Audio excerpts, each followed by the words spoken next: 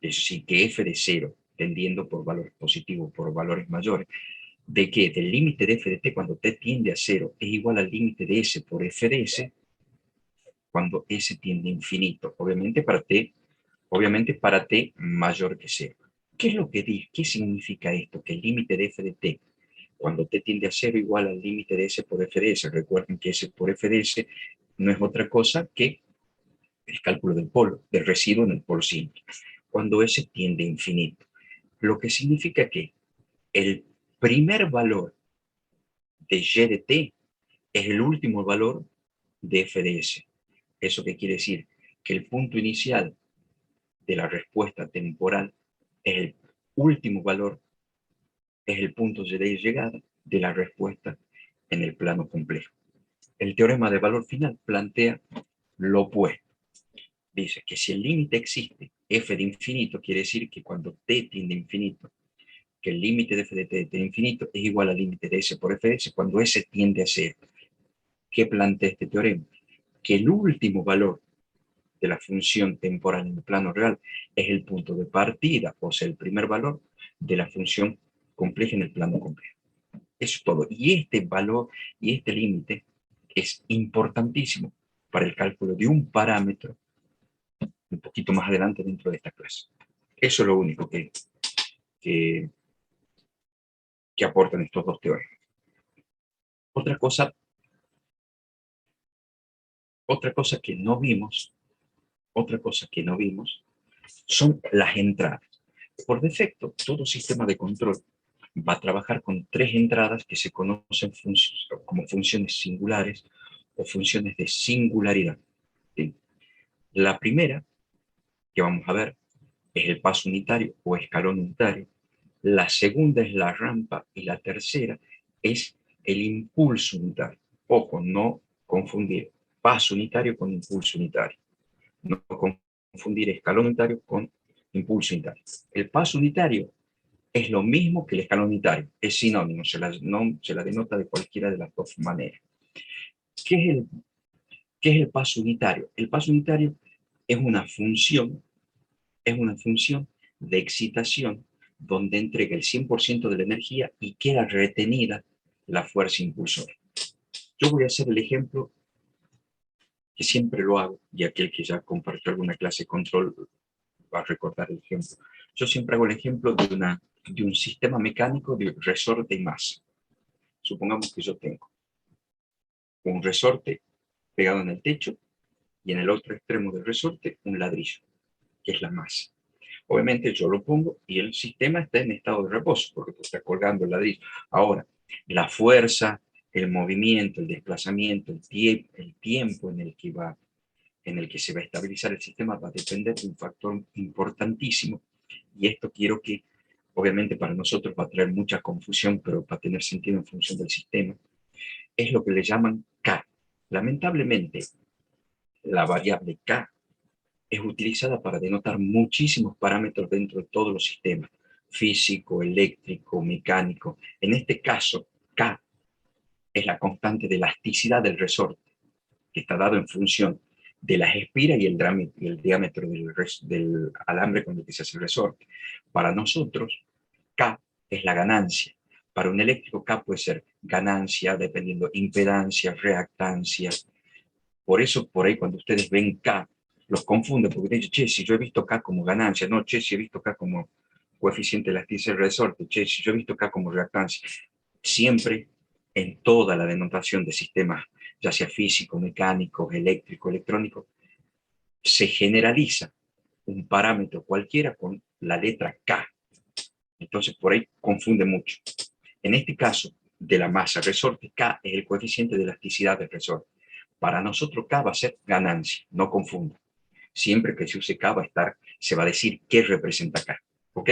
En nuestros casos de estudio, K va a ser ganancia, excepto en lo que yo voy a aplicar.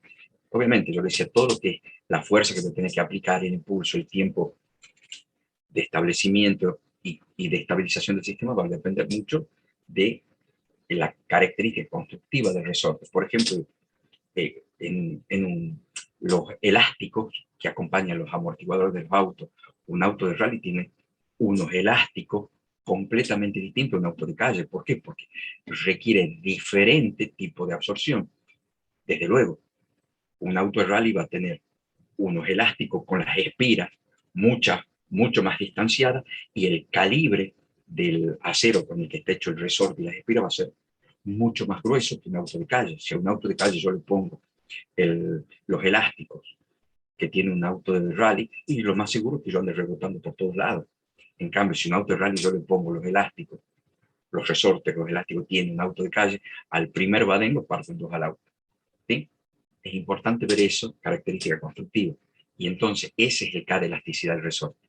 La capacidad de contraerse, de comprimirse y de expandirse. Bien, supongamos que nosotros tenemos un resorte cualquiera con un K cualquiera.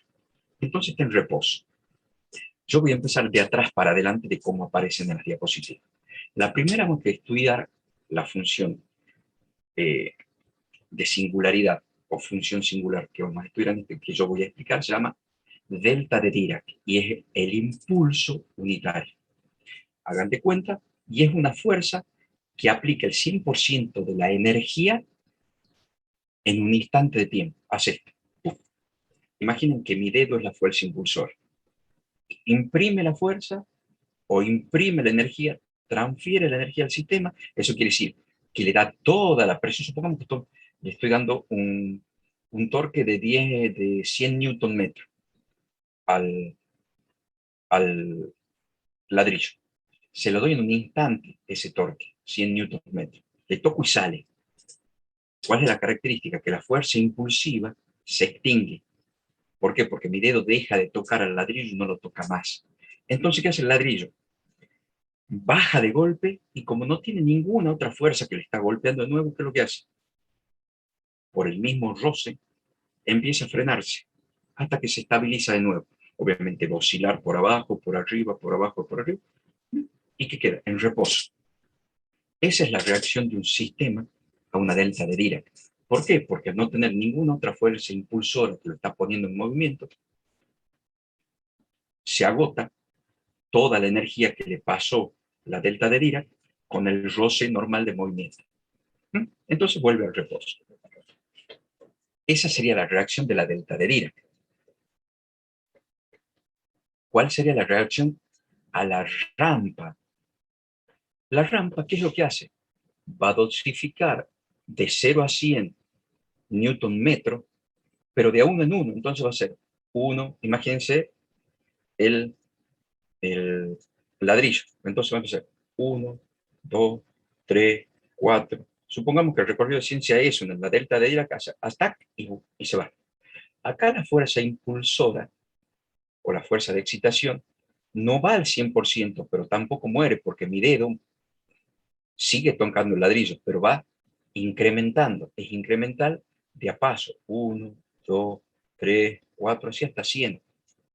Entonces, en la delta de Dirac, el sistema absorbe toda la energía y tiene mucho tiempo para estabilizarse. ¿Por qué? Porque ninguna otra energía lo afecta a que cambie de estado. En esta sí. ¿Por qué? Porque pasa de 1 a 2, a 3, a 4, a 5. Es distinto a los sistemas que nosotros decíamos un set point fijo. Aquí el set point no es fijo, porque no entra un 1 y se queda quieto. No, aquí entró, o sea, no entra 100 y se queda quieto. No, aquí entra 1, 2, 3, 4, 5, de 1 en 1 hasta 100. ¿Qué es lo que le permite al sistema? Ir acomodándose de a poquito, ir acomodándose de a poquito, porque ingresa un newton y se acomoda 1, ingresa 2, se acomoda 2, se acomoda 3. Entonces, es una fuerza dosificada, es un impulso dosificado, entonces le da al tiempo al sistema a reaccionar. ¿Sí? Y la última y la más agresiva es la que aparece ahora, en la que están viendo ustedes en pantalla, que se llama paso unitario. A diferencia de la rampa, que es una fuerza impulsiva de 1 a n, incremental por paso que no se extingue, el impulso unitario entrega el 100% de la energía y queda. Imagínense que entre los 100 newton metros y queda clavado en 100 newton metros. Entonces, ¿qué es lo que hace el sistema? El sistema tiene que actuar de manera tal de aproximarse ese valor en el tiempo mínimo para ser eficiente. ¿Sí? ¿Y por qué tiene que acercarse? Porque la fuerza no se extingue, está constantemente actuando sobre el sistema. Entonces el sistema la debe seguir y debe reaccionar explosivamente para estabilizarse ese valor. Entonces por eso es la función más agresiva de todas las funciones de prueba. Supongamos, yo siempre doy el caso de Tyson. Supongamos que estemos peleando con Tyson y sabemos que Tyson pega fuerte. Pero si yo tengo la capacidad de reaccionar y levantarme, yo puedo seguir peleando con Tyson y hasta le gano. ¿En qué caso? Viene Tyson y me pega con una delta de Dirac. ¿Qué quiere decir? Me pega toda la potencia, pum, en la cara. Y queda frisado. No me toca más. Si yo me repongo y me levanto, le puedo pegar 100 millones de veces hasta voltearlo. ¿Por qué? Porque Tyson no me pega más. Supongamos ahora Tyson me va a pegar con una rampa. No me va a pegar toda la fuerza. Va a llegar en un momento que me va a dar toda la fuerza. Pero ¿qué es lo que va a hacer? Me va a dar un poquitito y yo voy a reaccionar. Me va a pegar un poquitito, me va a pegar un poquitito, me va a pegar un poquitito, hasta que culmine la potencia de su puño y su golpe. Pero ¿qué es lo que me va a permitir a mí? Me pego un poquitito y yo reacciono. Me pego otro poquitito y yo reacciono. Me pego otro poquitito y yo reacciono. Entonces yo tengo capacidad de reacción porque no me dio toda la energía de golpe. A diferencia de la delta de Dirac, la tiene manteniendo. ¿Sí? Y ahora viene con un paso unitario. Me pega todo y no me saca el puño. Si yo soy capaz, ese es la paso unitario, viene y me pega con todo y no es que vuelve el puño para atrás, no, me queda el puño en la cara y me está empujando constantemente con el puño en la cara. Si yo soy capaz de reaccionar a esa instancia, soy capaz de reaccionar obviamente a la rampa que me pegaría poquito o al impulso que me pega solo una vez y se queda quieto. Es por eso que por defecto la entrada de excitación para el estudio y análisis de los sistemas es el paso unitario, porque es la función más agresiva y es la que requiere toda la energía de la planta para reaccionar y estabilizarse. Si un sistema reacciona en forma estable al paso unitario, es capaz de reaccionar en forma estable a cualquier entrada.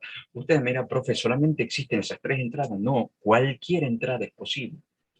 Cualquier entrada es posible. Puede ser una parábola, un x2 más x cuadrado más 5x más 3.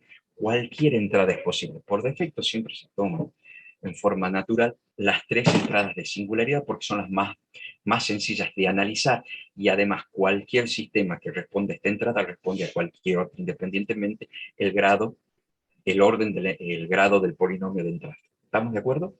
Bien. El paso unitario, fíjense cómo se define. Vale 0 con t menor o igual que t0. En realidad, este es un paso unitario retardado porque está empezando t0 desplazo del origen. Podría haber empezado acá, en t0. Para nosotros, cuando estudiamos control, desde el momento que estudio el sistema, es el t0 para nosotros. Entonces yo desplazo este eje acá y está. Pero lo que importa es la definición. De todos modos, esto ya lo vieron en matemática superior cuando ven ecuaciones diferenciales. Se le define la función esta. Y hoy la formalizamos. Entonces, paso unitario es 1 de t. Directamente usted lo van a conocer como 1 de t y es 0 cuando t es menor que t0 y 1 cuando t es mayor que t0. Vale 0 y vale 1 de golpe. Y esta es por defecto la función que se usa para estudiar los sistemas de control. R de t igual a 1t. La segunda es la rampa. Fíjense que esto es una rampa desplazada, una rampa retardada. La rampa normal comienza en el origen y no es otra cosa que la primera bisectriz, pero tomando el primer cuadrante.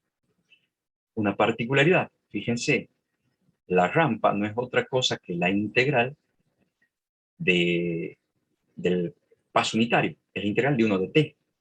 Y se define como ¿qué? Se define como 0 para t menor o igual a t0 y t menos t0, que es el valor en el que estoy menos el anterior, para t mayor que t0. Es la primera bisectriz. ¿Está? Y por último, la delta de Dirac, o impulso unitario. Impulso unitario o delta de t o delta de Dirac. La delta de Dirac no es otra cosa que, fíjense que está en función de t menos delta de t menos diferencial de t, y al tener involucrado un diferencial, delta de t no delta de t no es otra cosa que la derivada del paso unitario. Es la derivada. Mientras la rampa es la integral del paso, el impulso es la derivada. Y aquí se lo pone, fíjense, se lo representa como un rectángulo cuya integral es igual a 1. Esto es muy sencillo, ¿por qué? Porque la energía que brinda siempre va a ser igual a 1. Si yo quiero que la integral sea igual a 1, si yo varío la base, o sea, si yo varío el denominador, que para nosotros es la base del rectángulo, si yo lo voy haciendo tender a 0, cada vez más chica la base, obviamente la altura, para que mantenga la integral a 1, la altura se va incrementando, de manera tal que cuando delta de t tiende a 0, la altura, que es 1 sobre delta de t, tiende a infinito. Entonces muchas veces ustedes la pueden encontrar graficada la delta de Dirac, o como este triángulo, o como este rectángulo, que es 1 sobre t menos 1 de t menos delta de t sobre delta de t, como una línea directamente en el delta de t, y eso significa cuando delta de t vale 0, el 1 sobre delta de t vale infinito, porque para que valga 1, no me queda otra que al achicarse la base, aumenta la altura. O si no, como una función impulsiva, que es un escalón muy alto y apenas de base muy chiquitita. ¿Por qué? Porque tiene que mantener la integral igual a 1. Estas tres funciones son las más importantes de lo que es los sistemas de control. Por defecto, la función con la que se prueba la estabilidad y la robustez de los sistemas de control es el paso unitario. Por lo tanto, cuando en los sistemas o en el análisis de sistema no se le da o no se le define una entrada, ustedes deben asumir que la entrada R de t igual a 1 de t, cuya transformada de Laplace es 1 sobre S. Eso es el único aporte de diferencia a lo que hemos visto el año pasado en matemática superior. Así que por ahí van a tener que comenzar a repasar matemática superior si no lo tienen muy, muy a flor de piel a los conceptos. De todos modos, las clases están en el aula virtual de teoría de control, les vuelvo a repetir, porque en realidad distraíamos una clase y media, a veces dos, para repasar estos conceptos y sacrificábamos clases y prácticos que nos sirven para los parciales. Este año hemos decidido con la profe Euge no repetir las clases ya conocidas, sino ahondar en los temas que van al parcial. Dicho esto, vamos a abrir la clase de hoy, que también ya partimos de un concepto conocido de matemática superior del año pasado. Nosotros el año pasado, voy a compartir pantalla, si me permiten, nosotros ya el año pasado, bien, ¿están viendo acá? Vamos a ver función de transferencia. Nosotros el año pasado ya calculamos y ya tenemos el concepto de una función de transferencia desde el punto de vista matemático. Nosotros el año pasado en matemática superior estudiamos que la función de transferencia como modelo matemático, recuerden que al comienzo de año dijimos que hay dos tipos de representar los sistemas, modelo matemático y modelo gráfico. Había un modelo que compartía ambos espacios y esa es la función de transferencia. En matemática superior hemos analizado una primera introducción a la función de transferencia como, desde el punto de vista analítico, como modelo matemático, como la transformada de Laplace de la salida con respecto a la transformada de Laplace de la entrada. Nosotros obteníamos y de s, aplicábamos transformada inversa, obteníamos y de t. Cuando teníamos modelos como que, es lo que le expliqué, cuando teníamos un comienzo, por ejemplo, ecuaciones del tipo 2y segunda de t más 5y primera de t más y prima de t más 3y de t igual a e de t por seno hiperbólico de t. Si yo aplico transformada de Laplace a ambos miembros, obtengo, obviamente, mis funciones en GDS. Y ahí aplicaba la propiedad de las derivadas cuando yo hacía transformada de Laplace de 5y segunda de t. Aplicando todo eso y particularizando en condiciones iniciales, yo despejaba y obtenía GDS. Una vez que yo obtenía GDS, lo que hacía era expresarla en función de las fracciones parciales, donde descartaba el numerador. ¿Y qué es lo que hacía? Obtenía los residuos de los polos del denominador y calculaba en forma analítica. Si era un polo simple, era S por S de F en S igual a P. Y si era un polo múltiple, significa, supongamos que yo tuviese S más 5 a la quinta, yo tenía que sacar a 1, 1, a 1, 2, a 1, 3, a 1, 4, a 1, 5, y eso no era otra cosa que 1 sobre R menos I factorial por la derivada R menos I ésima con respecto a S R menos I de S por F de S en S igual a P sub I. Eso vimos en matemática superior el año pasado. Este año lo vamos a usar, pero ya no lo vamos a repasar. Y la pregunta de la profesora, ¿va en los parciales? Por supuesto que va en los parciales. ¿Por qué? Porque el año pasado nosotros dijimos que tenemos 3 tipos de polos en el denominador. Polos simples, que es S más 1, polos múltiples, S más 1 al cuadrado, y polos complejos. El año pasado vimos polos simples y polos múltiples. Este año vamos a ver polos complejos. Solo que este año vamos a ver polos simples como resolución gráfica. El año pasado vimos polos simples como resolución analítica. Pero en teoría de control necesitamos conocer ambos, por lo tanto, ambos van en los parciales, ambos métodos. ¿Está claro? Entonces, nosotros el año pasado vimos en matemática superior lo que vamos a ir a empezar a consolidar este año también. La función de transferencia se define matemáticamente como la transformada de Laplace de la salida sobre la transformada de Laplace de entrada. No es la salida sobre la entrada, es la transformada de Laplace, porque la función de transferencia está definida en el plano complejo y la salida y la entrada están definidas en el plano real. La salida es y de t, la entrada es r de t, y la función de transferencia es y de s sobre r de s, como la transformada de Laplace de la salida sobre la transformada de Laplace de la entrada. Y si yo le aplico transformada de Laplace, lo que tengo está ya en el plano complejo. Entonces la función de transferencia está en el plano complejo, la entrada y la salida están en el plano real. Las transformadas de Laplace de la entrada y la salida sí están en el plano complejo. Eso es crítico y son las primeras confusiones que pasan en el examen. ¿Ok? Bien. Esto ya lo vimos el año pasado. PDS igual a YDS sobre RDS. Nosotros teníamos, por un lado, YDS y RDS, aplicamos transformada de Laplace y obteníamos YDS.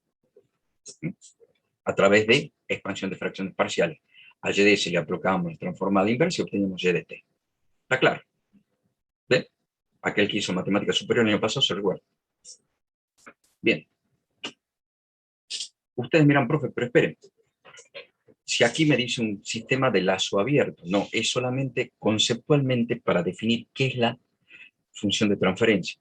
Fíjense que una cosa es la función de transferencia, el año pasado la podíamos ver como FDS, hoy la podemos ver como PDS.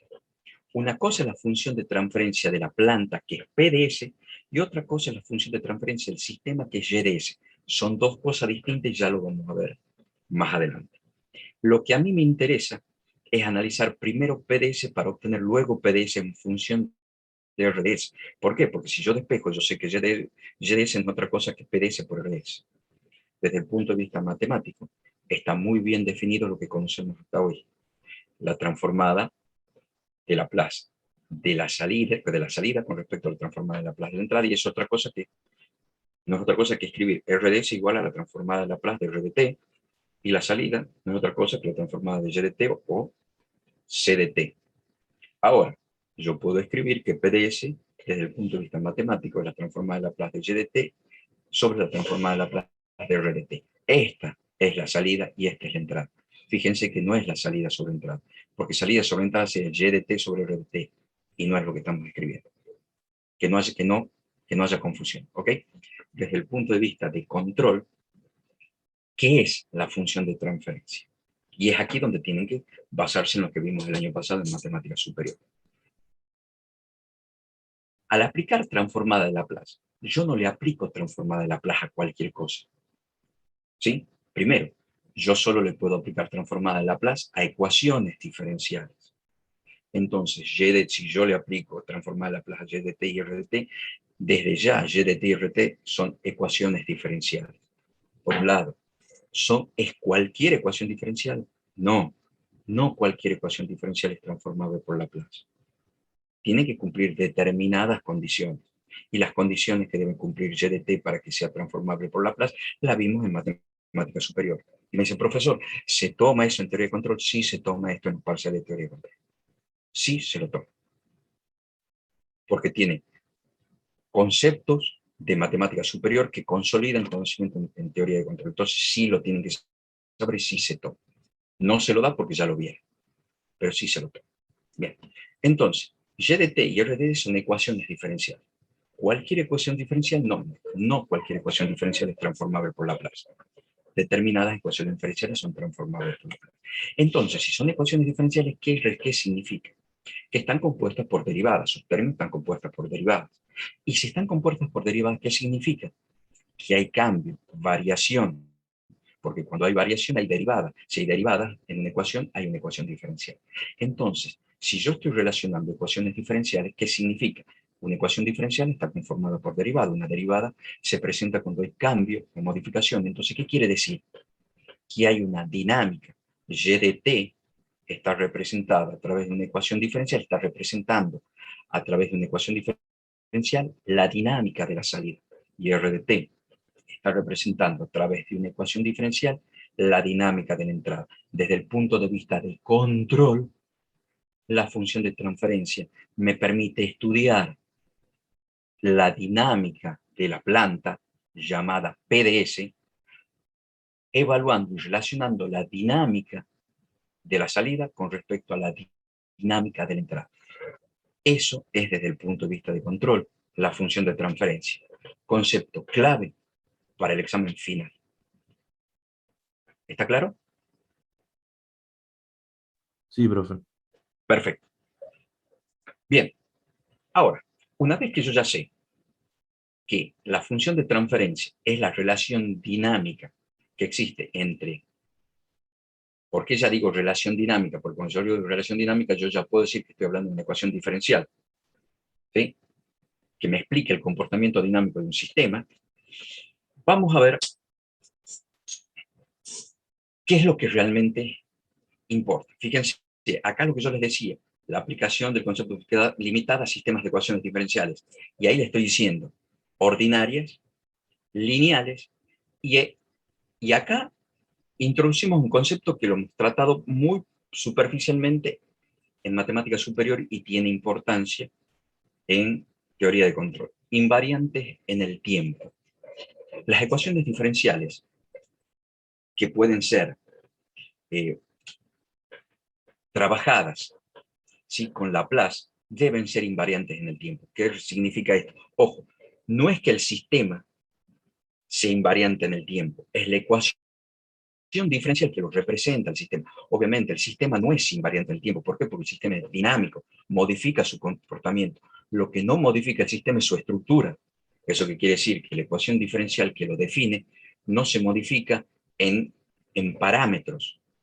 Si yo parto de una ecuación diferencial 2, y segunda, y prima prima de t, más 5, y prima de t, más 3y de t, igual a et por t por seno hiperbólico de t, en la primera iteración no quiere decir que yo no puedo cambiar a 3y' de t, sacar el término de la primera derivada. O sea, la ecuación diferencial no varía. Eso significa invariante del tiempo, que la ecuación que lo describe no varía. ¿Por qué? Porque el sistema estructuralmente no se modifica. Obviamente se modifica su comportamiento. ¿Por qué? Porque es dinámico, pero no las ecuaciones que lo representan y que lo definen. Eso es invariable en el tiempo. Y con respecto a la diferencia matemática superior, las ecuaciones diferenciales deben ser consideradas con condiciones iniciales igual a cero.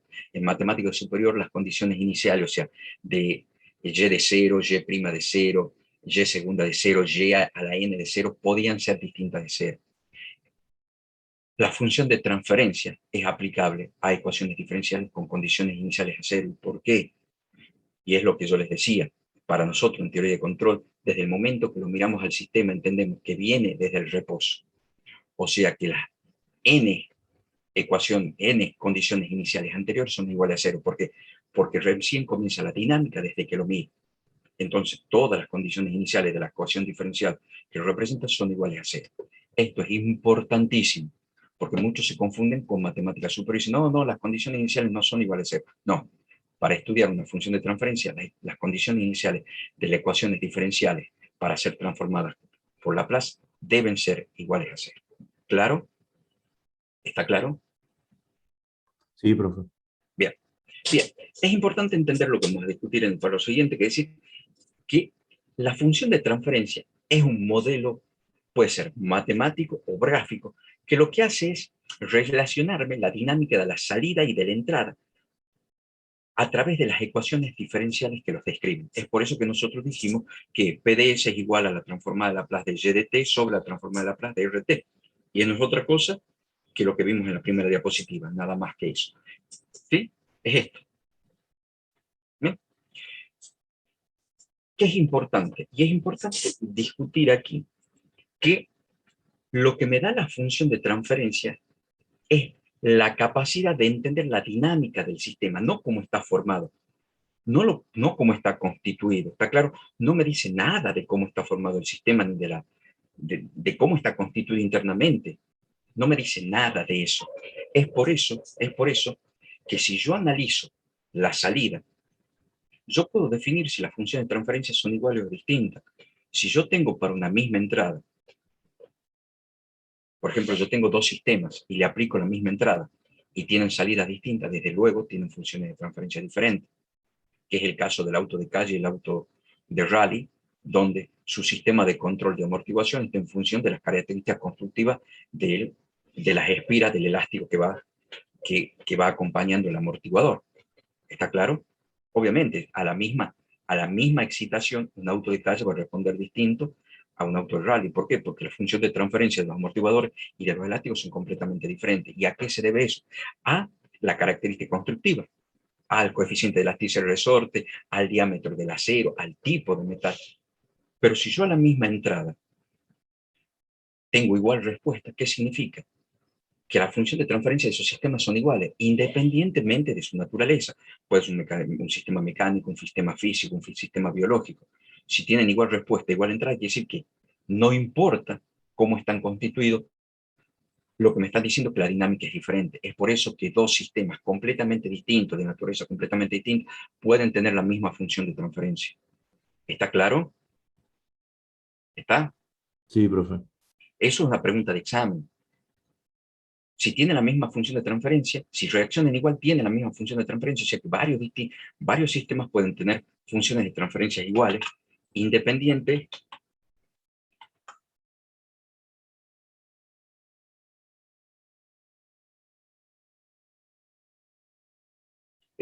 ¿Lo estoy viendo? No, profe. Ahora no. Sí, me parece. Se cortó. Sí. Ahí vamos de nuevo. Ahí está. ¿Lo están viendo ahora? Sí, profe. Sí. Sí. Bien. A ver, sí, porque se cortó. Eso ya lo discutimos. Entonces, donde veníamos discutiendo es que dos sistemas completamente de naturaleza diferente pueden tener exactamente la misma función de transferencia. No vamos a decir dos sistemas completamente distintos y no van a tener funciones de transferencia iguales. ¿Está claro? Dos sistemas de naturaleza diferente pueden tener la misma función de transferencia. ¿Por qué? Porque la dinámica interna hace que se comporten de manera similar. ¿Sí? Ahora, entonces nosotros podemos concluir que la función de transferencia es una propiedad intrínseca al sistema y no depende de la entrada. No depende de qué entrada le doy. La respuesta va a depender de la entrada. ¿Por qué? Porque son entradas diferentes, por lo tanto va a ser la respuesta diferente. Pero la función de transferencia no depende de la entrada. ¿Sí? Ahí está. ¿Ya lo vimos? Eso ya lo vimos. Bien. Conforme a esto, si yo conozco la función de transferencia, eso es lo que les quiero hacer hincapié. Nosotros vamos a estudiar PDS. Conociendo RDS voy a conocer YDS. Pero lo importante para mí es entender PDS, que hasta el año pasado para nosotros era FDS. ¿Sí? Ahora, yo conociendo PDS, que es la función de transferencia de la planta, yo puedo estudiar la salida en función de cualquier entrada que tenga. ¿Por qué? Primero porque yo conozco PDS, conozco RDS y puedo estudiar la salida en función de cuál es el comportamiento del sistema. Ahora, si yo no conozco PDS y conozco RDS, lo que yo puedo hacer es excitarla a PDS con RDS, estudiar la salida y obtenerla, porque yo sé que PDS es GDS sobre RDS. Entonces es muy sencillo llegar a obtener la función de transferencia de un sistema, o al menos entender su comportamiento y la dinámica en función de los comportamientos. Pero lo que yo no voy a poder entender es una descripción completa de las características físicas, cómo está constituida la función de transferencia del sistema, porque tendría que ver si es un sistema de válvulas, si es un sistema mecánico, cómo son la constitución de los... Lo mismo pasaría, por ejemplo, si yo tengo dos válvulas distintas con un diafragma, y lo que es lo que hace, entra el aire y comprime o expande un resorte, y eso permite el recorrido del diafragma. En función, es como lo mismo del amortiguador del auto. Si yo tengo un resorte más blando en uno, un resorte más duro en otro, la respuesta y la velocidad del recorrido del diafragma va a ser completamente distinto. Por lo tanto, GDS va a ser diferente. Pero si yo tengo dos válvulas de distintas marcas, pero tienen el coeficiente de elasticidad de resorte igual, va a tener el mismo recorrido al mismo tiempo, la respuesta va a ser diferente y no vamos a saber de qué marca de válvula se está tratando. Lo único que vamos a saber es que se está comportando igual. ¿Sí? Entonces, ¿qué es lo que me da la función de transferencia? La capacidad de entender PDS, o sea, el comportamiento de la planta, sin saber formalmente la construcción física o la constitución física de los componentes que la tienen. En definitiva, no me importa. ¿Por qué? Porque yo interpretando la dinámica de la planta puedo entender cómo la voy a forzar con una salida u otra salida. Con una entrada u otra entrada en función de la salida que yo necesito. ¿Está claro hasta acá? Bien. Respuesta en el tiempo de sistemas continuos. Para nosotros, respuesta en el tiempo de sistemas continuos ya estudiamos el año pasado en matemática superior, y no es otra cosa que Y de T. La respuesta es la salida. Quiero que ustedes no confundan función de transferencia con respuesta en el tiempo. Respuesta en el tiempo es plano real. Función de transferencia, plano complejo. Plano complejo, Y de S, respuesta en el tiempo, Y de T. Y nosotros ya el año pasado en matemática superior ya calculamos Y de T. Para nosotros ahora, Y de S no es otra cosa que PDS sobre RDS. Y el año pasado ya calculábamos Y de S para poder aplicar transformada inversa de Laplace y obtener Y de T, que no es otra cosa que lo que estamos haciendo acá. La transformada de Laplace de un sistema, ¿sí?, no es otra cosa que Y de S en el plano complejo, siendo Y de S, PDS, que yo la conozco porque me entregan como dato, RDS, si no me entregan como dato por defecto, es el escalón unitario, cuya transformada de Laplace es 1 sobre S. Entonces ya tengo PDS, tengo RDS y conozco YDS. Fíjense que por eso yo le decía, una cosa es PDS, que es la función de transferencia en la planta, y otra cosa es YDS, que es la función de transferencia del sistema, ya analizando PDS con una entrada determinada. Y para obtener la respuesta en el tiempo de sistemas continuos, significa que me están pidiendo YDT, y no es otra cosa que una vez obtenida YDS, aplicarle la transformada inversa de la clase. ¿Está? Ahora, si ustedes se dan cuenta, YDT, en nuestro caso, o YDS para nosotros también. Pero ¿qué es lo que pasa? Si yo calculo YDS, automáticamente yo ya sé que puedo obtener YDT. Entonces, podemos concluir que YDT, que es la respuesta en el plano real, depende no solo de los parámetros de la planta, sino de los parámetros de la entrada. ¿Está?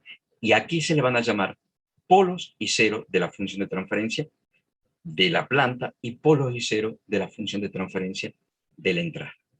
Va a depender de todos esos parámetros. YDT no solo depende de la planta, también va a depender de la entrada. Y obviamente, porque hemos dicho que nosotros, un sistema estable, es que YDT tienda a RDT. Entonces, cómo va a responder el sistema y cómo va a ser YDT va a depender de RDT. ¿Está claro? Sí, profe. Perfecto. Bien. Esta es una propiedad que la vamos a utilizar más que nada cuando veamos parámetros de la respuesta transitoria, un poco más adelante. Y esto va asociado a determinar o a plasmar y mostrar que la función de transferencia PDS va a ser igual a YDS si la entrada es el impulso unitario, es el empujón rápido que le damos, ¿sí? Es la trompada de Tyson y que se quedaba quieto. Yo ya sé, por matemática superior, que la transformada de Laplace de delta de Dirac o del impulso unitario es igual a 1. Sí, si yo parto que PDS es igual a YDS sobre RDS, y despejando YDS, que no es otra cosa que pasar multiplicando RDS al término de la izquierda, me queda YDS igual a PDS por RDS. Si yo sé que el impulso unitario tiene como RDS igual a 1, PDS es igual a YDS. ¿Por qué? Porque PDS por 1. ¿Está? Y por último, acá lo que dice, la función de transferencia de sistema puede determinarse a partir de las ecuaciones diferenciales del mismo. Claro que sí, porque ¿qué es YDS? Es la transformada de Laplace de la ecuación diferencial de YDT sobre la transformada de Laplace de la ecuación diferencial RDT. Bien, y esto es importantísimo. Nosotros, a diferencia del año pasado, nosotros en matemática superior, cuando estudiamos expansión en fracciones parciales, obviamente nosotros nos abstraíamos del numerador y lo que tenía importancia para el cálculo de los residuos era el denominador. Y nosotros factoreábamos el denominador, que quiere decir que le calculábamos las raíces del polinomio del denominador, y en función de eso trabajamos. Y a nosotros en matemática superior no nos interesaba si el numerador teníamos s más 1 por s menos 1, por s más 5, por s menos 5, no importaba el signo.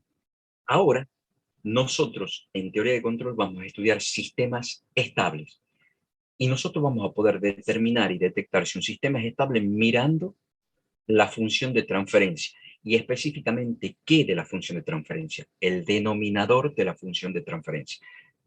Quiero que se les grabe bien. Nosotros, para estudiar y determinar a primera vista la estabilidad de un sistema, vamos a mirar el denominador de la función de transferencia ya factoriado. No me sirve en forma polinómica. Yo voy a tener que factorial, entonces como la productoria de S por la productoria de S más P sub I. En nuestro caso, tiene la profe, ¿por qué P sub I? Si la general es S menos P sub I. Y ahora vamos a qué. Un sistema va a ser estable si y solo si la parte real de la variable compleja S es negativa. ¿Qué quiere decir? Del origen a la izquierda. ¿Sí? Del origen a la izquierda. Entonces, si tengo la parte real negativa, la generalización S menos P sub I me queda S menos P sub I. Entonces se transforma a S más P sub I. Entonces, yo voy a tener que buscar, o sea, al observar el denominador de la función de transferencia, yo tengo que detectar si todos los polos del denominador de la función de transferencia se encuentran en la parte, en el plano izquierdo. Eso quiere decir en el cuadrante 2 y 3.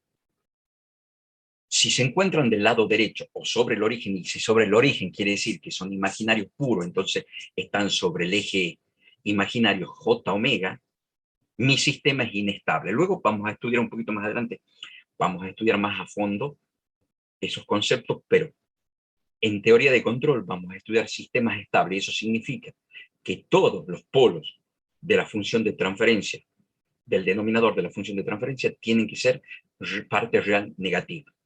Y eso me va a dar siempre una forma factoriada de S más P sub I, donde P sub I es cualquier polo del denominador.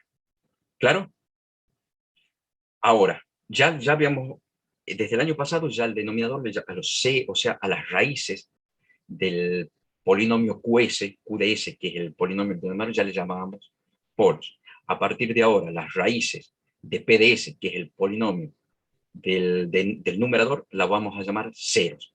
Entonces, ahora nuestra función de transferencia está formada por ceros y polos, donde los ceros representan las raíces del numerador y los polos representan las raíces del denominador.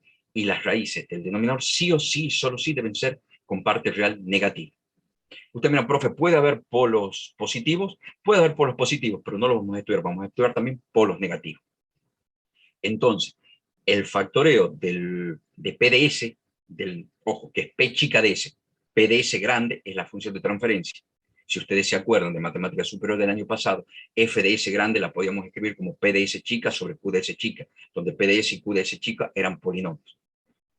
Nosotros vamos a estudiar las raíces de p de s chica y q de s chica negativas. Todo va a ser negativo. ¿Está claro hasta acá? Sí. Bien, podemos seguir entonces. Bien. Bien, hasta ahora no fue nada más que un repaso de matemática superior, con un par de cositas más. Ahora sí entramos con lo que es nuevo en teoría de control. Nosotros hemos discutido hasta el año pasado en matemática superior que había dos maneras de representar una dinámica, un sistema, a través de expresarla y resolverla a través de una parte de un modelo matemático, que podía ser en ecuaciones diferenciales, y a través de la resolución analítica, una función de transferencia. Y ahora vamos a ver que la función de transferencia también es un modelo gráfico a través del diagrama en bloque o de forma canónica de la función de transferencia, que es lo que estamos viendo acá. Para eso vamos a definir algunas entidades propias de la forma canónica de la función de transferencia. Primero, G es la función de transferencia directa, que para nosotros podría ser G sub 3. Si yo pongo G1, G2 y aplico álgebra de bloques, voy a obtener G3, que yo lo resumo como G. Es la función de transferencia directa o de la malla directa. Después tengo H, es la función de transferencia de la retroalimentación. Fíjense, y esto es lo que yo les hago hincapié siempre, están en mayúscula. ¿Por qué están en mayúscula? Porque están en el plano complejo. Y si están en el plano complejo, toda función minúscula en el plano real se transforma en mayúscula en el plano complejo, donde la variable es donde el argumento es la variable compleja S. Y al saber que está en mayúscula, yo puedo abstraerme. Si hubiese puesto todo minúscula, serían R de T, E de T, G de T en minúscula. Pero este es RDS, EDS, GDS, CDS, BDS, HDS. ¿Sí? Lo vuelvo a hacer hincapié porque son errores comunes que cometen cuando están rindiendo. Bien. G por H, ¿qué es? Es la función de transferencia en malla abierta. ¿Por qué? Porque G por H, yo estoy sacando V, que es la retroalimentación al punto de suma. Entonces, por álgebra de bloques, yo puedo, al no tener retroalimentación, yo este H lo puedo llevar al lado de G y eliminar este punto de toma. Entonces me queda G por H. Que G por H, y ya eliminé el lazo de retroalimentación, entonces la función es la función de transferencia de la malla abierta, G por H. Otra cosa es C sobre R.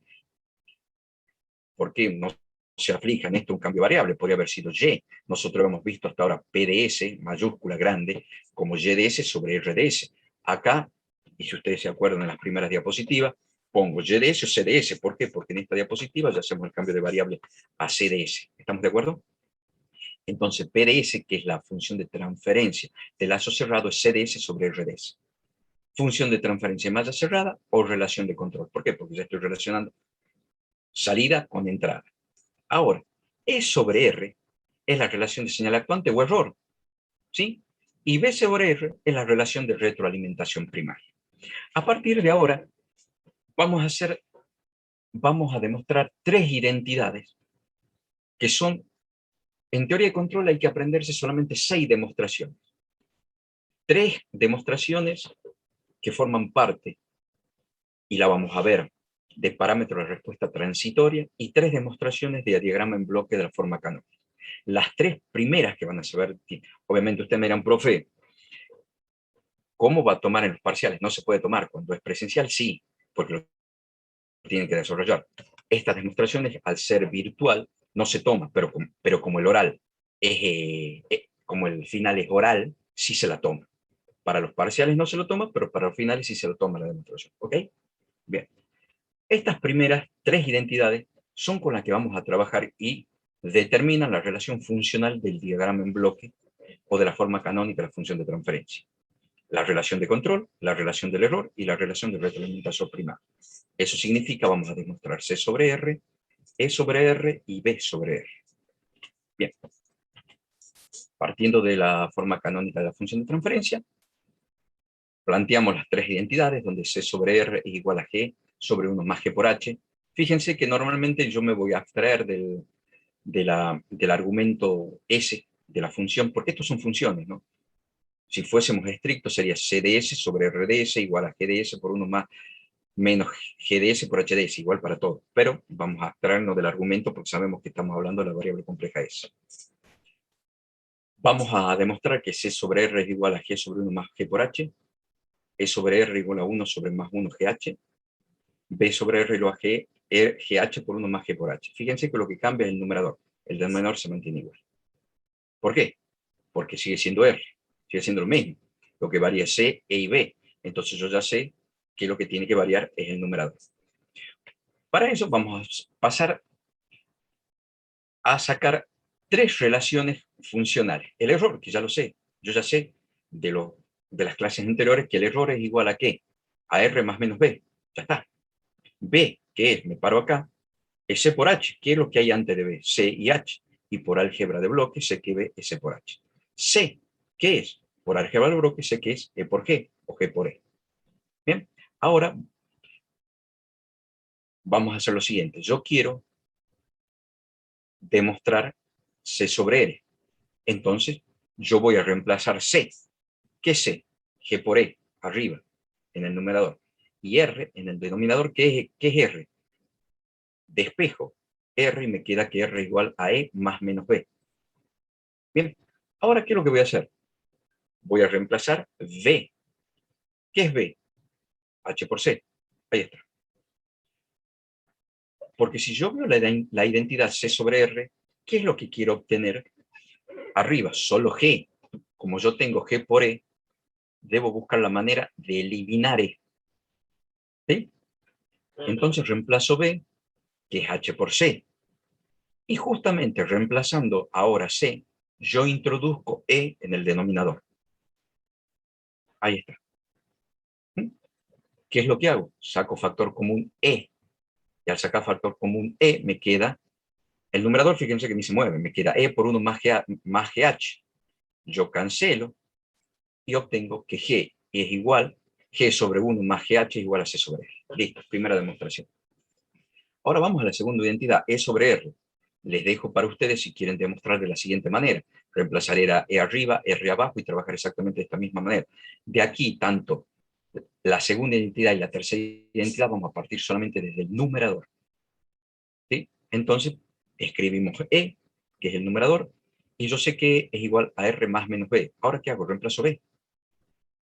B es igual a H por C. Sí, señor. H por C. Ahora, ¿qué hago? Reemplazo C, que es G por E. Yo ya sé que E es igual a todo esto, entonces E es igual a R más HGE. Entonces yo voy a pasar, ¿qué es lo que necesito yo? Tener E de un solo lado y R de otro. Entonces, ¿qué es lo que voy a hacer? Voy a pasar restando y sumando el término HGE al término a la derecha. Entonces voy a obtener E más menos HGE igual a R. ¿Sí? Ahora saco factor común E. Lo mismo que trabajé en el... Fíjense que lo que estoy haciendo acá es trabajando el numerador como trabaja el denominador en la identidad anterior. Entonces me queda, saco factor común, me queda E igual a 1 más GH. Y no me queda otra más que transponer término. Paso dividiendo, paso dividiendo. Me queda E sobre R igual a 1 sobre 1 más G por H. La tercera identidad B sobre R, exactamente lo mismo, partimos de B. B, ¿qué es? HC. HC, no se H en la mano, ¿no? HC. Reemplazo C. Y me queda HGE. Ahora reemplazo E. ¿Qué es E? R más menos B. Aplico distributivo y me queda HGR más menos HGB. Al igual que en la segunda identidad, paso restando. ¿Yo qué quiero hacer? unir de un solo lado todos los B. Entonces me fijo dónde está el término B. En GHB y paso restando. Entonces me va a quedar B más menos GHB. Saco factor común B y me queda B por 1 más menos GH. Y lo único que tengo que hacer es pasar dividiendo R. Entonces me va a quedar B sobre R igual a GH sobre 1 más menos GH. Esas son las 3 primeras demostraciones que tienen que saber para el final. Obviamente, cuando aquellos chicos que cursan, les tocó cursar en forma presencial, esto iba a esta demostración en los parciales. ¿Sí? En los parciales no se toma porque no tiene sentido.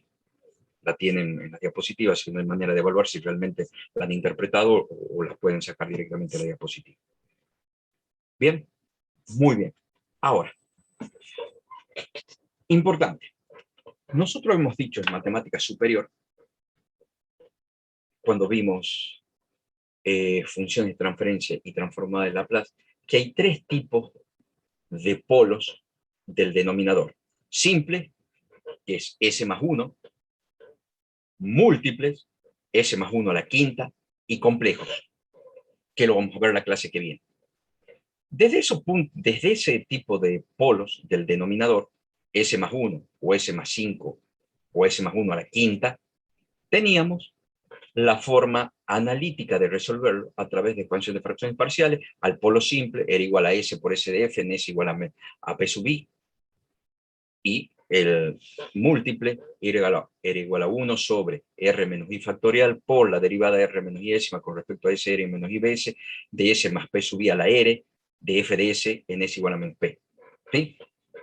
¿Pero por qué? Porque eran polos reales, simples y reales múltiples.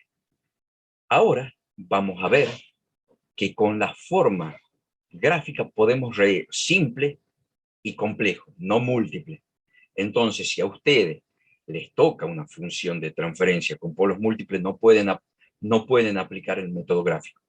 Pero si les toca una función de transferencia con polos simples en el denominador, pueden hacer gráfico o analítico, el que quieran. ¿Estamos de acuerdo? Bien.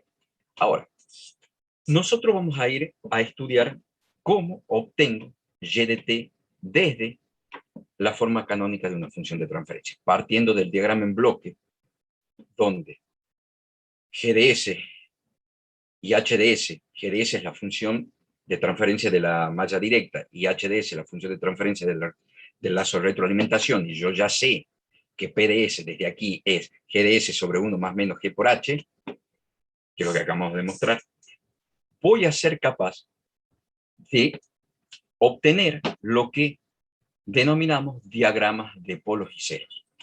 Bien, esto ya vimos en matemáticas superiores lo que yo les contaba. No es que GDS sea igual a PDS y RDS es QDS, no. De una manera, PDS puedo escribir GDS sobre RDS, y otra manera puede ser escrita como P chica DS sobre QDS, donde PDS es lo que decíamos, es el polinomio del numerador y QDS es el polinomio del denominador.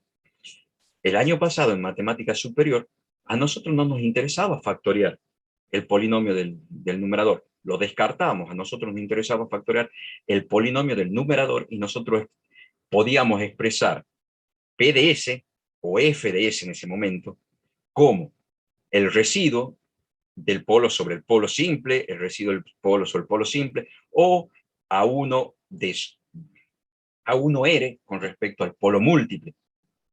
Entonces yo, tranquilamente, esto yo podía poner como la sumatoria arriba de esto, que era el polinomio común, y la productoria de los factores de las raíces abajo. Hoy, sí me interesa, en teoría de control, sí me interesa factorial el numerador tanto como el denominador. Fíjense, PDS igual a YDS igual a RDS, que el año pasado era P chica sobre Q chica, donde no me interesaba el numerador, hoy sí me interesa el numerador. Hoy es K, donde K es la ganancia. Siempre que haya un parámetro K, siempre se le va a decir qué representa K. En el sistema del resorte o la suspensión de un auto, K es el coeficiente de elasticidad del resorte. Aquí es la ganancia del sistema. Siempre se va a decir qué significa K. Por la productoria de las raíces, que quiere decir que este PDS ya está factoriado. En matemática superior no lo factoreamos, en teoría de control sí lo factoreamos. Sobre el factoreo, la productoria de las raíces, o sea, sobre QDS factoreado, que en matemática superior ya lo usamos factoreado. Donde los Z sub i son los ceros, ya no vamos a decir raíces del numerador, ahora vamos a decir ceros. Y no vamos a decir más raíces del denominador, vamos a decir polos. Nosotros, en teoría de control, para trabajar con diagramas de polos y ceros, necesitamos tener los polos del numerador y los ceros del denominador. ¿Está claro? ¿Está claro? Sí, profe. Perfecto. Buenísimo. Entonces, tengan en cuenta la PDS. Fíjense que yo hago mucho hincapié entre la diferencia de la PDS y la YDS. Es importantísimo. ¿Por qué? Porque PDS, para que sea estable mi sistema, ¿qué significa? PDS es esto, la relación entre el TRAD y la retroalimentación. Para que el sistema sea estable, PDS no puede tener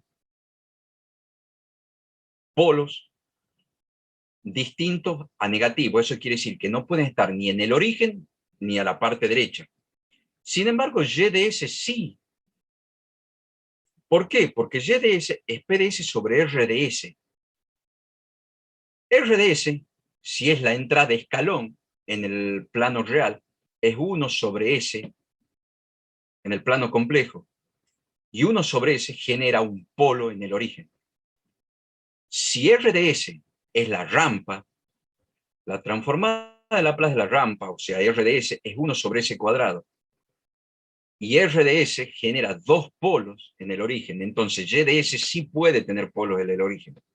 PDS no. Y para diferenciar si los polos en el origen pertenecen a PDS o YDS, se los grafica de manera diferente. Y ahora lo vamos a ver. Fíjense, acá PDS, ¿qué tiene?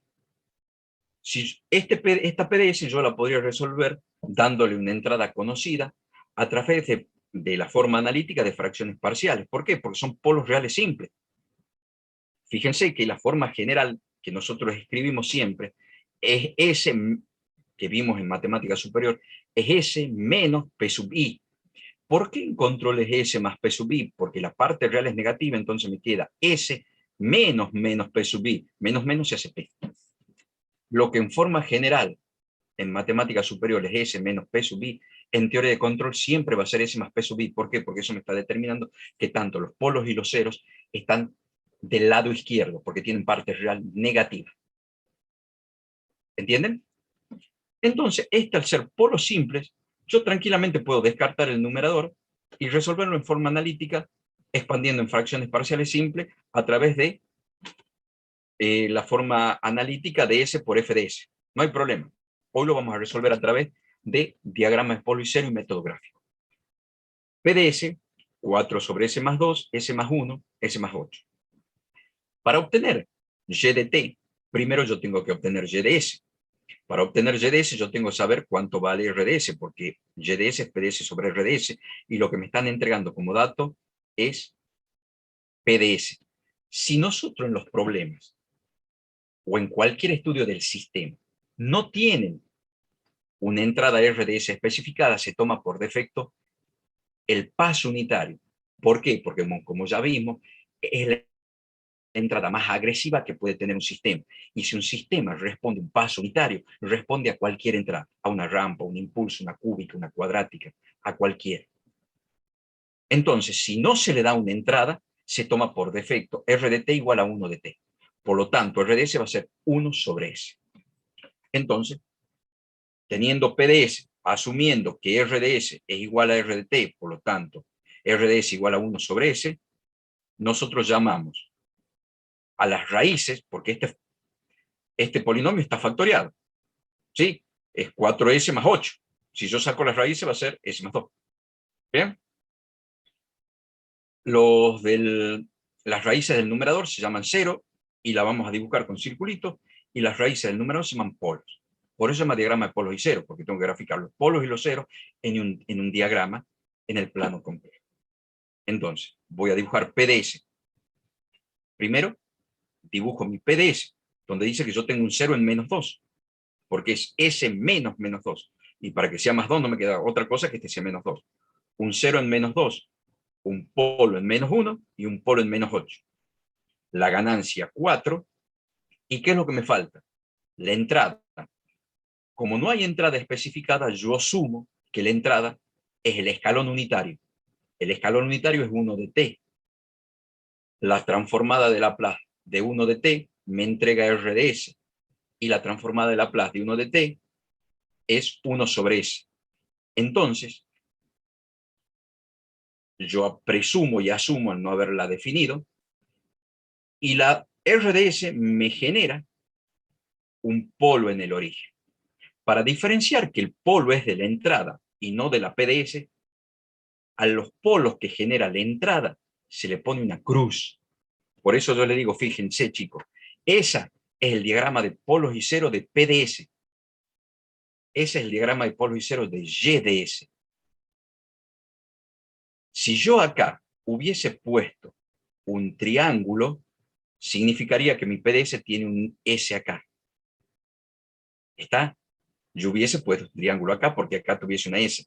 Y si hubiese puesto una S acá, mi sistema es inestable, porque mi sistema tiene que tener raíces negativas, ni cero ni positiva.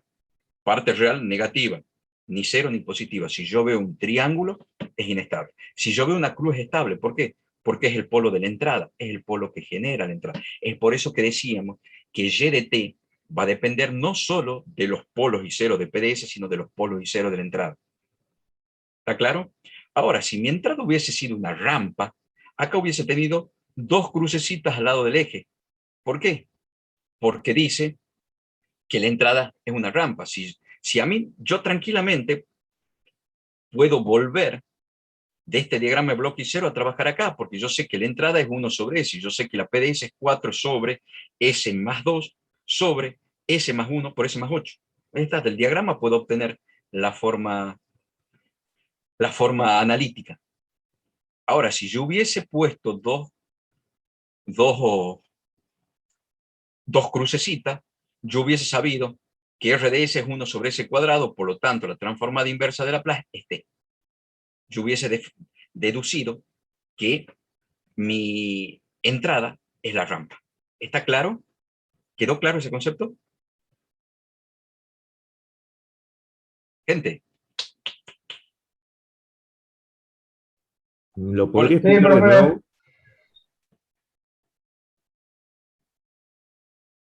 No entendí. ¿Sí o lo explico de nuevo? Por favor, explíquelo de nuevo. ¿Desde dónde? De lo último que dijo, profe, de la rampa unitaria. A la rampa. Suponiendo que llegamos ahí. Ese es el diagrama de polos y cero de qué? De la PDS. Sí, ¿Estamos de ahí? Un 0 en -2, un polo en -1 y un polo en por lo -8. -8. Sí, Como yo sé, como yo no defino ninguna entrada, ¿sí? Yo tengo, para sacar Y de S, necesito PDS y RDS. ¿Está claro? sí, Como yo no definí una RDS, y si nunca se define una RDS en el problema, yo asumo que es el paso unitario. El paso unitario es 1 de t. ¿Estamos de acuerdo? sí. La transformada de Laplace de 1 de t es 1 sobre s. Sí, Entonces, lo que yo tengo que hacer cuando yo saque y de t es PDS por RDS. Entonces va a ser por 1 sobre s. Acá, ¿verdad que sí? sí, sí. SS me genera también un polo en el origen, pero SS es de la entrada, no es de la PDS. Entonces, para diferenciar el polo de RDS con el polo de PDS, se le pone una cruz. Entendido. ¿Está? Ahora, supongamos que yo no tenga la forma analítica y me entregan esto. Me entregan el diagrama de polos y cero. Yo puedo obtener la función analítica, yo puedo poner y de s igual p de s, yo sé que es k por s más 2. ¿Por qué? Porque tengo un 0 en menos 2. Entonces, k es 4 por s menos 2 sobre s más 1 por s más 8 por r de s. ¿Cómo sé qué es r de s? Porque tengo una cruz en el origen. Quiere decir que tengo un polo. Entonces, 1 sobre s. Entonces, yo ya sé que mi p de s es k sobre s más 2 sobre s más 1 por s más 8 y r de s igual a 1 sobre s. ¿Por qué? Porque yo tengo el polo en el origen como una cruz. Al ser una cruz, representa r de s, entonces 1 sobre s. Entonces yo ya sé que r de s es 1 sobre s. Si hubiese tenido 2, hubiese sido 1 sobre s cuadrado. R de s igual a 1 sobre s cuadrado. Y si yo le aplico transformada inversa de Laplace 1 sobre r de s cuadrado, obtengo t. Mi entrada hubiese sido una rampa. Si tengo una sola cruz, significa que es el escalón. Y si tengo dos cruz, significa que es la rampa. Y si no tengo nada,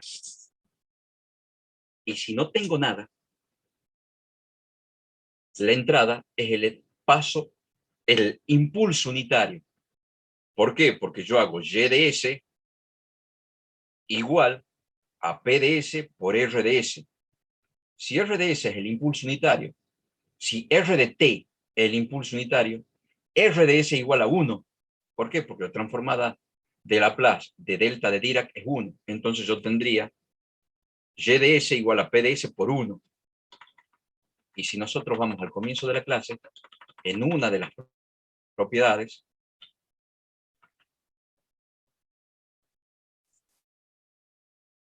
y de s igual a p de s, si y solo si la entrada es delta de Dirac. ¿Por qué? Porque la transformada de Laplace de delta de Dirac es igual a 1. En el único caso donde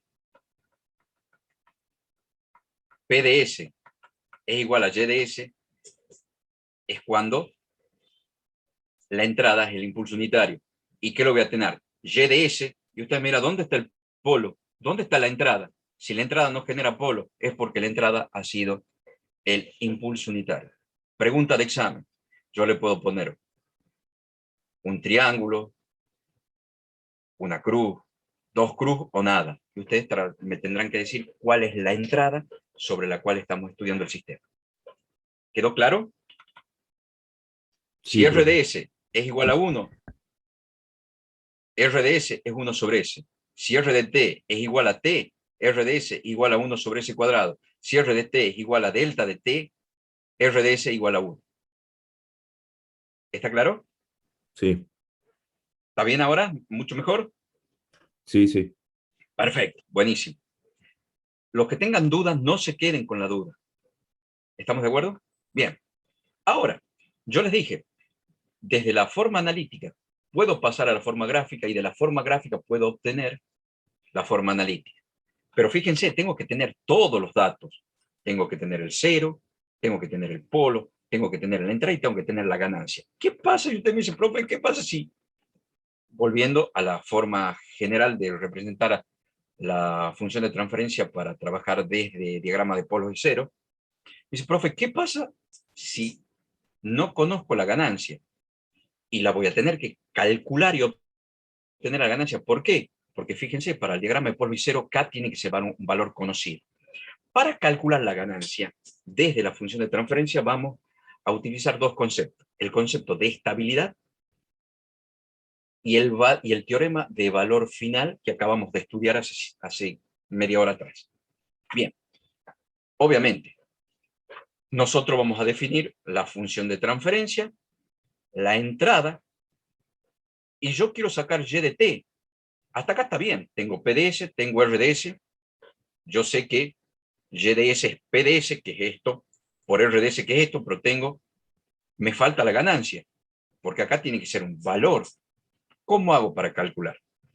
Vamos a partir primero del concepto de un sistema estable. Nosotros que hemos dicho, un sistema estable es cuando la salida tiende a la entrada. Si la salida tiende a la entrada, yo estoy hablando, fíjense qué sutil la diferencia. Cuando yo hablo de salida, hablo de Y de T. Y cuando hablo de entrada, hablo de R de T. ¿Sí? Quiere decir que Y de T tiende a R de T en el plano real.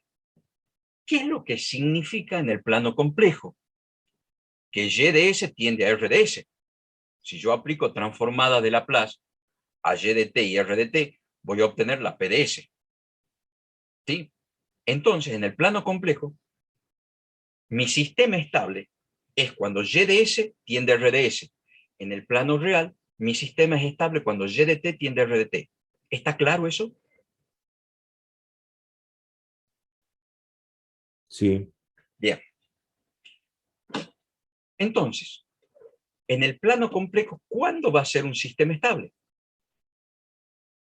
Cuando Y de S tiende a R de S. Si yo hago tender en el plano real el tiempo al infinito, ¿qué es lo que significa? ¿Cuánto va a valer el error en el plano real cuando t tiende a infinito? 0. Sí, señor. Entonces, primero yo tengo que decir, mi PDS es estable si solo si Y de S es igual a R de S en el infinito. ¿Por qué? Porque si las dos son iguales, Y de S sobre R de S va a ser igual a 1. Entonces, en el t a infinito, mi PDS va a ser estable. Pero cuando t tiende a infinito y yo transformé, yo sé que mi Y de S va a ser igual a mi R de S.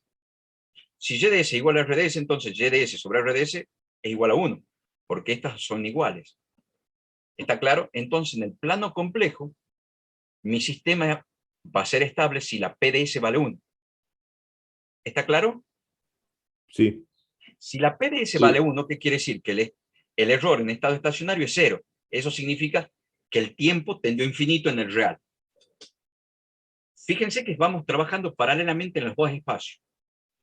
Si el tiempo tiende a 0, si el tiempo tiende a 0 en el plano real, el error es 0, tiende a infinito. Si el tiempo tiende a infinito en los reales, el error tiende a 0. Pero como yo aplico transformada de Laplace, Y de S y R de S van a ser lo mismo, por lo tanto mi PDS tiende a 1. Ahora, eso es por el concepto de estabilidad. Y por el concepto de teorema de valor final, cuando t tiende a infinito, ¿a cuánto tiende S? Porque esto es Y de S. Lo acabamos de ver.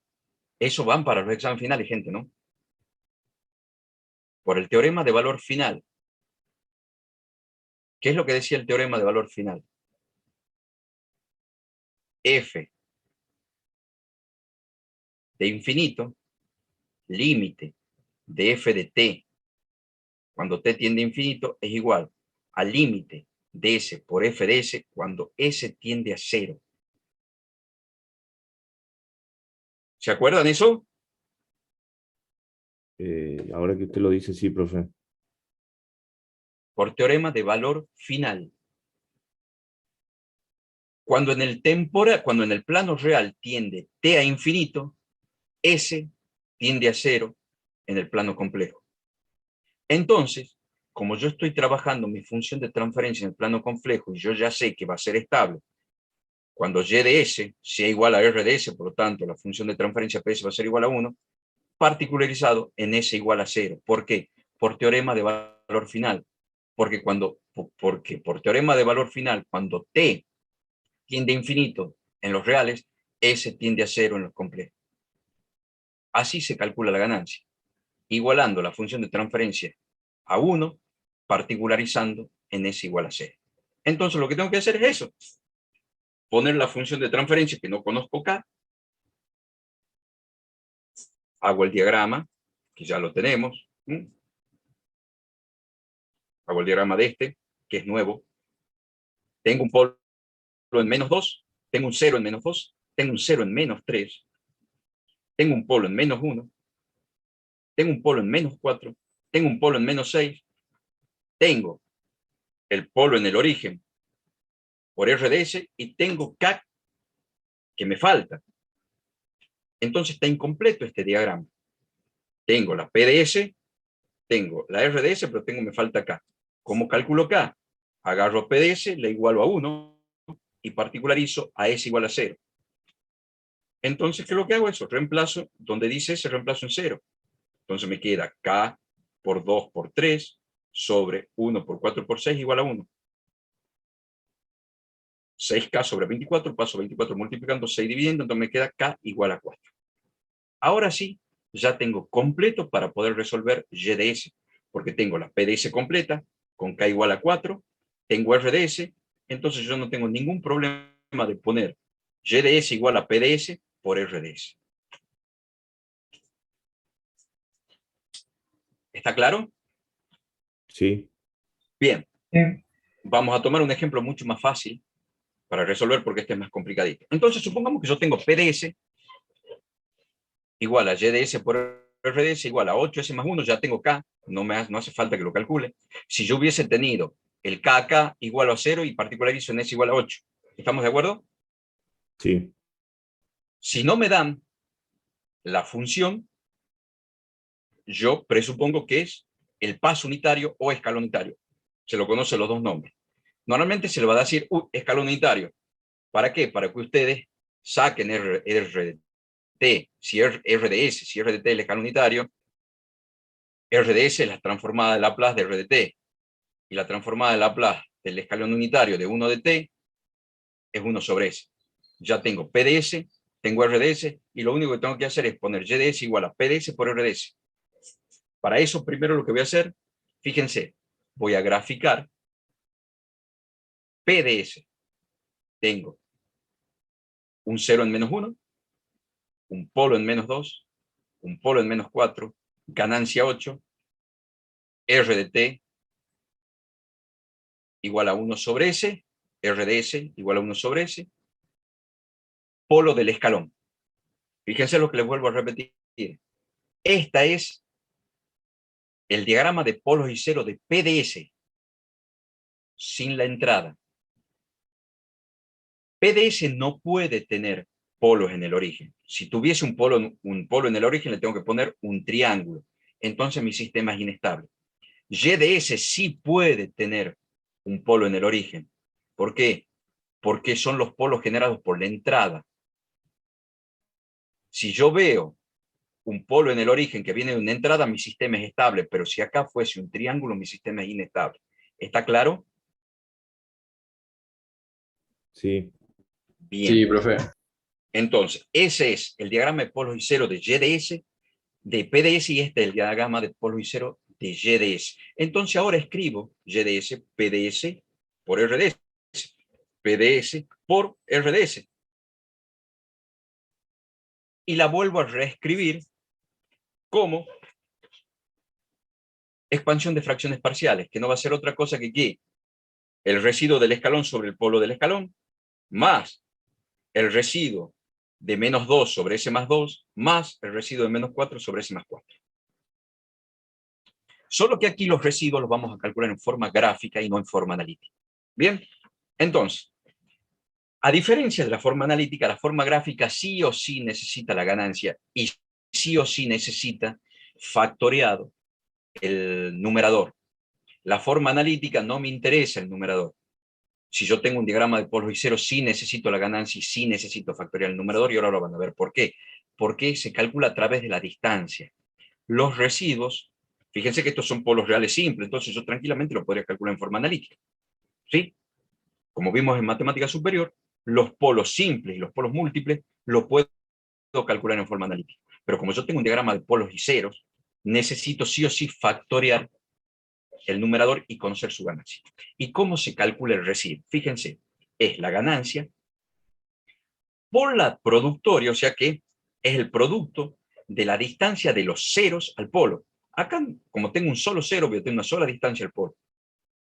Y en el denominador es el producto de las distancias del resto de los polos al polo en cuestión, o sea, al polo al que le estoy calculando el residuo.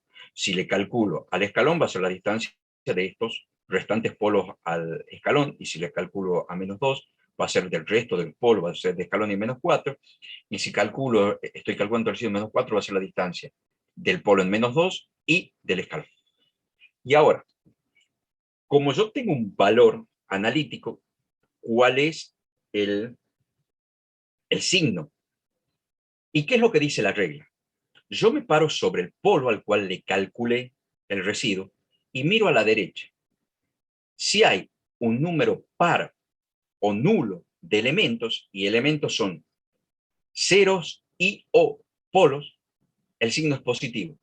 Si yo me paro en el polo y hay un número impar de elementos, ya sea polos y o ceros, el signo es negativo. Y ahora vamos a resolver y de t.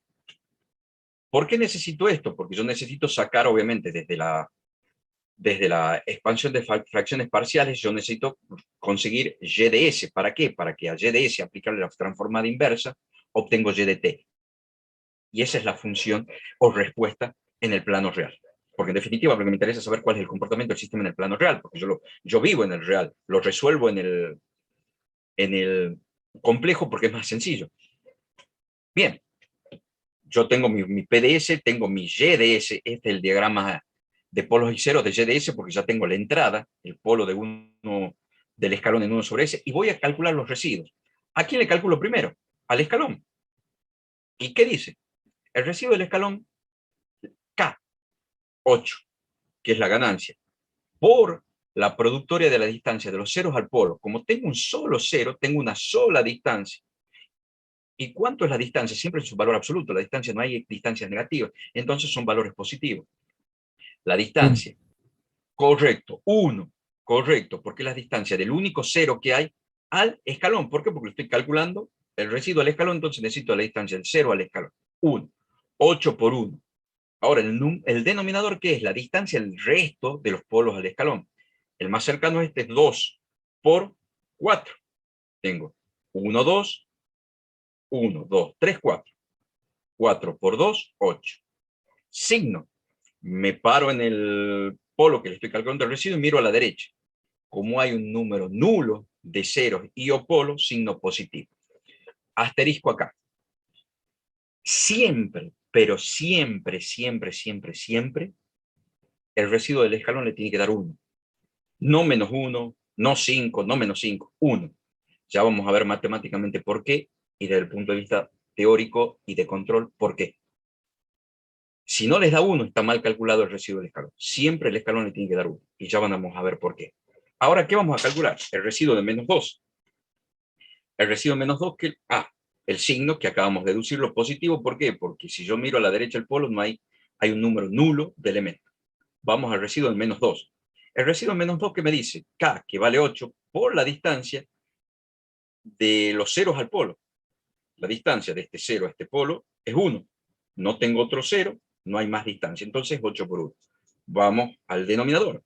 Es la distancia del resto de los polos al polo menos 2.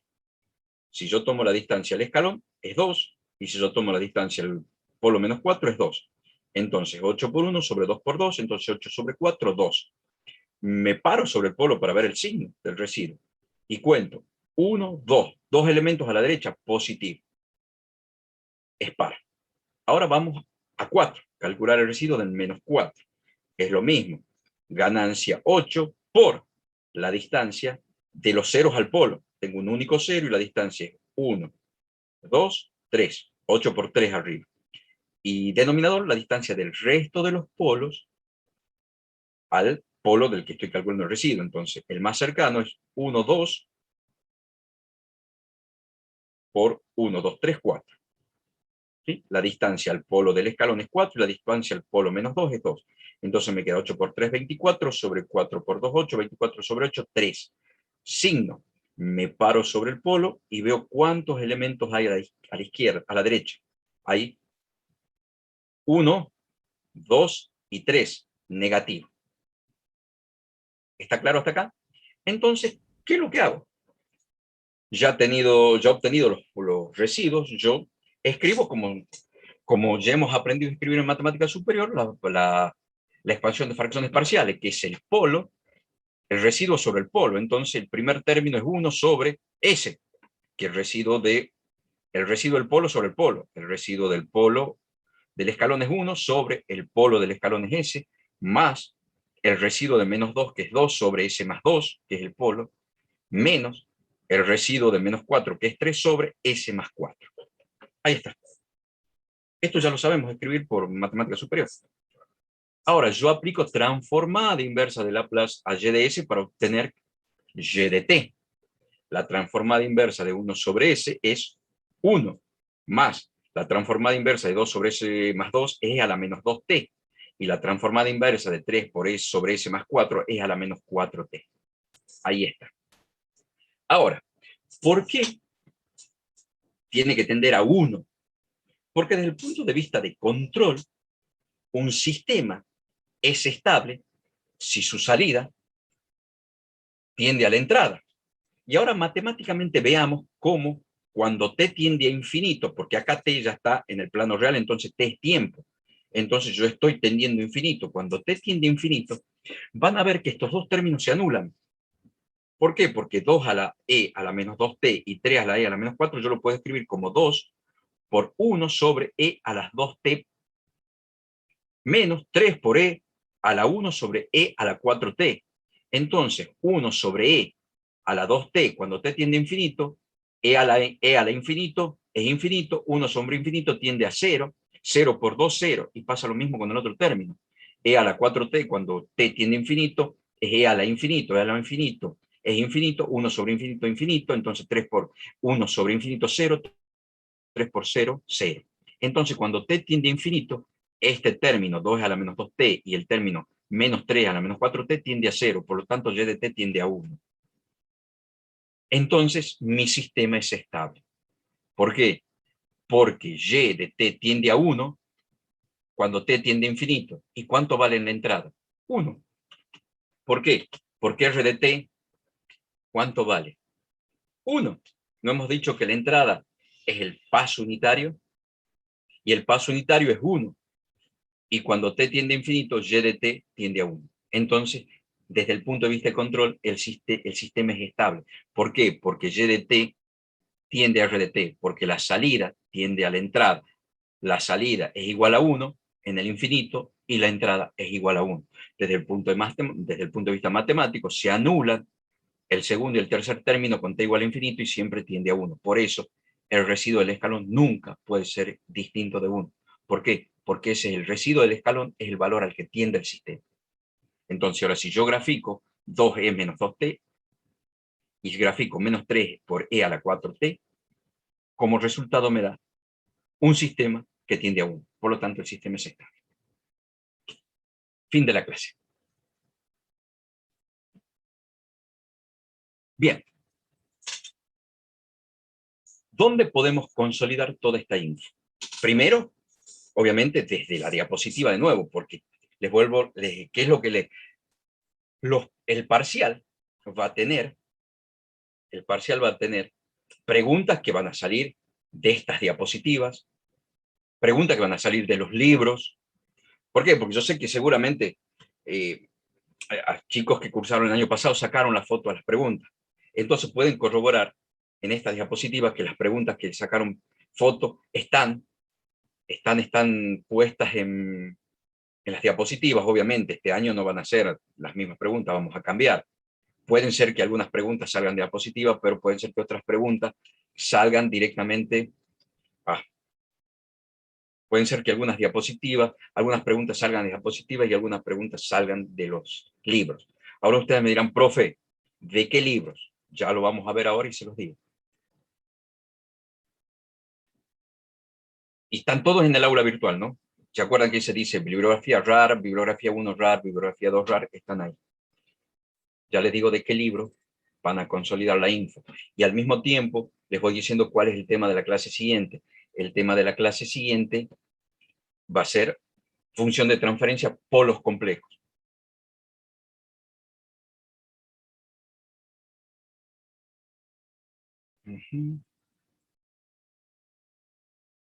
Bien. Si me permiten, les comparto un libro. El libro, Nociones básicas sobre teoría de control, diseño y análisis. Capítulo 3, ecuaciones diferenciales. Capítulo 4, transformada de Laplace. capítulo 5, función de transferencia. Está en el aula virtual. Segundo libro. Ahora permítanme.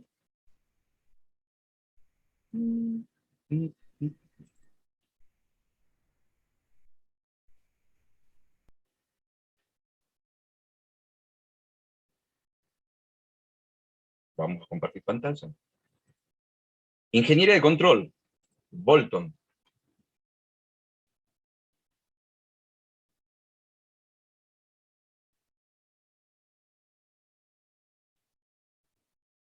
Transformada de Laplace. Capítulo 4. Funciones de transferencia. Capítulo 5. Vamos con otro libro.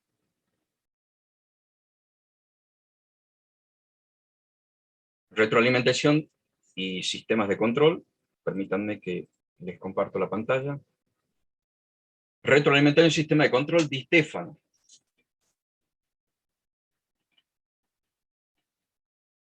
Capítulo 3, ecuaciones diferenciales.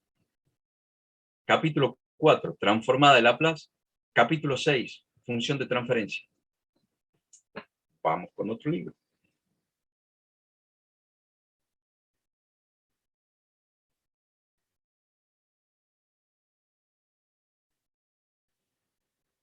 Introducción a los sistemas de control de Hernández Gaviño.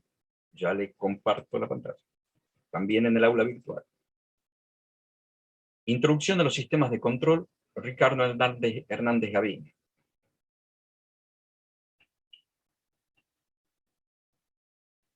Vamos al índice.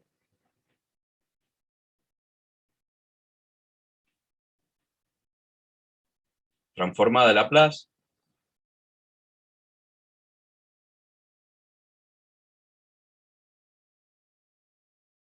Reducción de sistema, que eso es álgebra de bloque.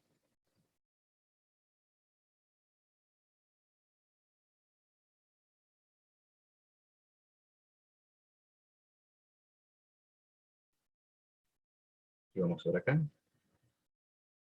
Me acuerdo si tenía otra cosa acá. Relación entre funciones de transferencias individuales. Capítulo 4.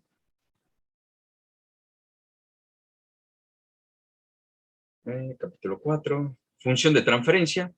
Capítulo 3, capítulo 2, capítulo 3, capítulo 4. Función de transferencia, transformada de Laplace y ecuaciones diferenciales. O sea, tienen todos los libros para ver.